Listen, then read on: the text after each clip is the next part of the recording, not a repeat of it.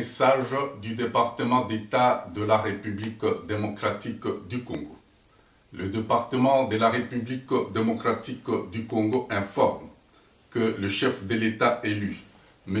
Etienne Tshisekedi Mulumba, est toujours séquestré et privé de la liberté de ses mouvements politiques.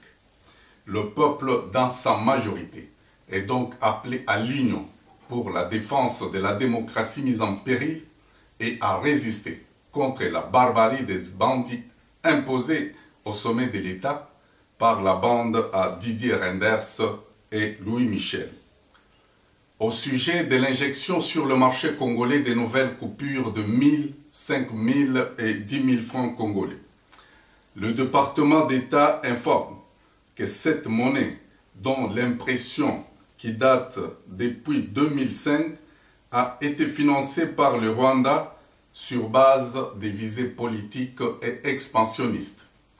Depuis 6 ans, ces billets ont été stockés au secret dans les chambres fortes de la Banque nationale du Rwanda. Le transport vers Kinshasa d'une infime partie de cette monnaie s'est fait clandestinement grâce aux avions de la MONUSCO. Le département d'État a conclu et déclare que cette monnaie, conçue pour exterminer notre peuple, est impropre à la consommation pour plusieurs raisons. Au plan politique, la monnaie a été financée à 100% par le Rwanda et soutenue par la Troïka, les États-Unis, la France et la Belgique, ainsi que le Fonds monétaire international. En forçant la consommation de cette monnaie, les auteurs se frottent déjà les mains à l'image de voir éclater l'espace monétaire entre l'Est et l'Ouest. La partie Est du pays étant déjà fragilisée par la politique des dépeuplements et repeuplements. Donc le projet de la création de l'État autonome des Grands Lacs sera donc effectif. La balkanisation du pays devient donc une solution pour ces prédateurs. Au plan social, cette monnaie aidera à acheter les consciences des esprits faibles d'une population déjà paupérisée et appauvrie par la longue guerre. Il s'agit particulièrement des fonctionnaires de l'État, des militaires et des policiers. Au plan économique, la monnaie entraînera l'hyperinflation et l'hyperdépréciation à cause de l'incompatibilité entre la masse d'argent à injecter sur le marché et les besoins réels d'une économie en perpétuelle déliquescence. Au plan militaire, la monnaie sera une arme de guerre pour corrompre les marionnettes et pour financer l'État autonome des Grands Lacs en phase de finalisation. Par ce fait, et au nom du chef de l'État élu, aujourd'hui mis dans l'incapacité de gouverner, le devoir patriotique recommande tout notre peuple à faire échec à cette aventure criminelle qui nous rappelle la triste mémoire de la Deuxième République. L'émission imposée de cette monnaie est un affront que Kanambe Hippolyte lance au peuple. Il appartient donc au peuple de lui asséner, ce 2 juillet 2012, une gifle économique après celle politique du 28 novembre 2011. Le peuple se devra de mettre à l'esprit que la valeur de toute monnaie est donnée par rapport à la mesure de confiance qu'a le peuple vis-à-vis de son gouvernement. Ainsi, en vue de sécuriser le peuple, le département d'État recommande les mesures suivantes pour suppléer à la carence des billets de banque. 1. En général, et particulièrement dans les zones urbaines, le peuple devra utiliser le dollar et l'euro. 2. Dans les zones rurales, suppléait cette carence en recourant au troc ancestral. 3. Dans les zones frontalières du nord du pays, utilisez le franc CFA.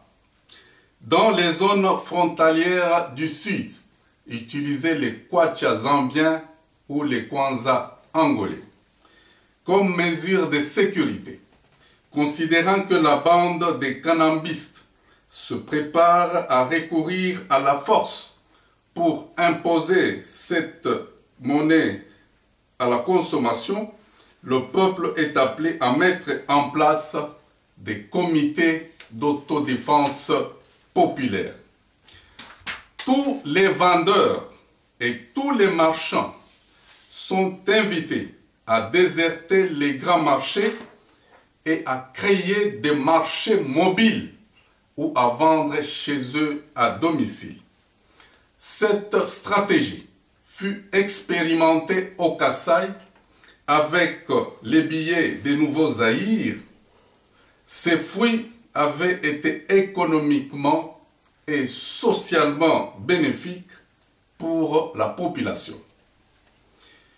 Au sujet de l'alliance objective du 14 juin 2012 entre l'UDPS, la PARECO et l'ARP, le département d'État a exprimé son inquiétude face au comportement immature et irresponsable du secrétaire général de l'UDPS, visiblement hanté par un esprit sectariste et haineux viscéral.